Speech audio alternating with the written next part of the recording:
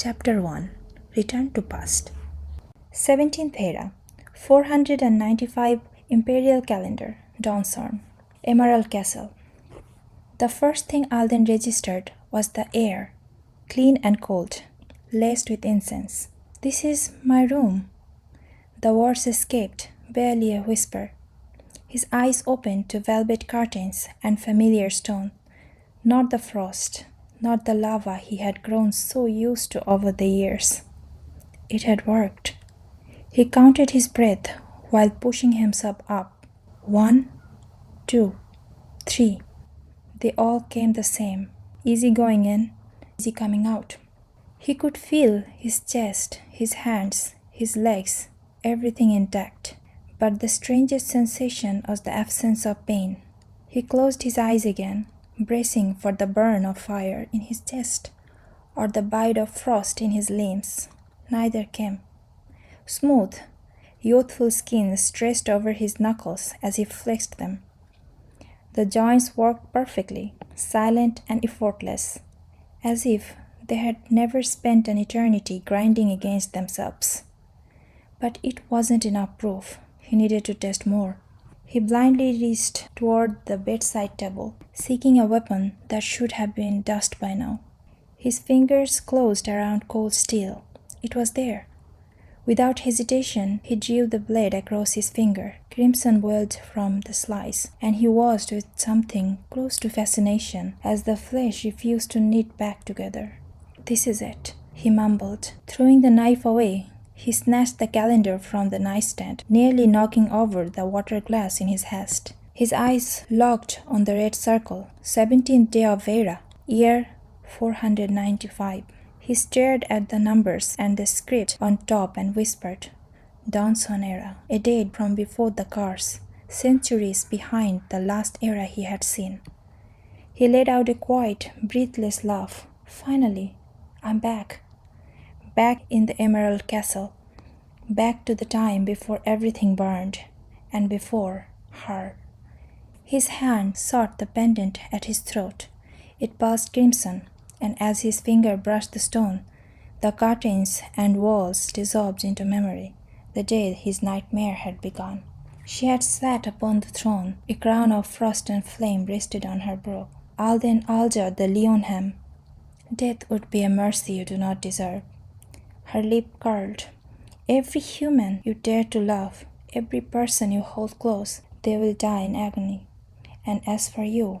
She rose from the throne and walked past him, her voice cold, not a shred of the affection it once had held for him. "You will burn and freeze for eternity. No sleep will bring you comfort. No food will sate your hunger." Then came the silence. Alden had knelt in the wreckage of the palace as the horizon turned a violent orange. The screams and pleas for answers had been met with silence and indifference from a cruel deity who never glanced back, not once. Slowly he had stood and moved through the halls, his boots stepping over the corpse of everyone he had ever cared for. The empire had burned. She had vanished, and he had started dying. He had gotten rather good at it. Getting up from his bed, he strode towards the window. Outside, guards and servants rushed back and forth soundlessly. Why were they in such a hurry? A knock on the door broke the silence, pulling him out of his reverie. "Your Highness, are you awake?" A female voice. It was shaking. Alden noticed a loose thread on the curtain hem, red silk. He wrapped it around his finger until the tip went white. "The Empress," the servant's voice cracked. This servant was Elara. He remembered her name. That seemed important, somehow. She passed. In the night." The thread snapped. Alden looked at the broken fiber on his finger, then at the door. The wood had a knock in it shaped like an eye. He had stared at that knock in his youth, imagining it was watching him, protecting him. His mother was dead. He thought he should check, press his palm to his chest, see if anything was broken in there. But his hand just hung at his side. The servant was crying. He could hear the wet hitching sound through the door. Alden walked over and opened it. Elara stood there, face swollen, eyes red-rimmed, clutching a velvet robe to her chest. Alden walked past her without looking at the robe or feeling the chill. "Your Highness, you must—" "The chill," she stammered, holding out the robe. Alden didn't stop. He was not naked anyway. Improper for a prince? Yes, but he had night clothes on, so it didn't really matter. He moved down the corridor, his bare feet making no noise on the cold stone. The corridor parted before him. Servants pressed their backs against the wall, heads bowed, making a space for the prince. Alden stared at the back of a young guard's neck. In the fires of the capital, he had seen that exact bone snapped and jarred.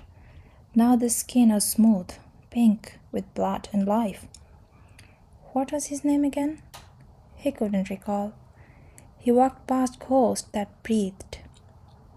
They looked at him with pity, their eyes wet. They were mourning. Taking a carriage to bridge the distance between the Emerald Castle and Arabella Castle, he made his way to where his mother lay. It shouldn't have been so easy to navigate after such a long time, but it seemed his body guided him, muscle memory taking over even as his mind drifted. The air in Arabella Castle smelled of blooming lilies and damp earth, mingling with the scent of moonflowers when the wind blew. He pushed into the Empress's bedchamber. The scent here was heavier, stale medicine, old lavender, and the metallic tang of finality. He took a step, then another, approaching the bed. For a moment, his mind reached for a memory, a feverish night, a cool hand on his forehead, a voice whispering stories of angels. But the image was faded, eroded by the relentless flow of years. Those gentler memories had dulled, leaving only impressions. The palace hadn't held her portraits even in his past life. They were taken down one by one as the years passed, and she refused to wake up from her slumber. By the time she was gone, there was none left. He looked down, and the blur sharpened into clarity. She lay still, lips gray, the lines of pain around her mouth smoothed out. Alden reached out. His fingers brushed her cheek. Cold, the warmth was gone. In his first life, this cold had burned him. He had thrown himself over her body, screaming at the ceiling, bargaining with deities who weren't listening. Now, with a serene expression, Alden pulled a chair to the bedside and took his seat. Hours passed. The sun climbed, shifting shadows across her face.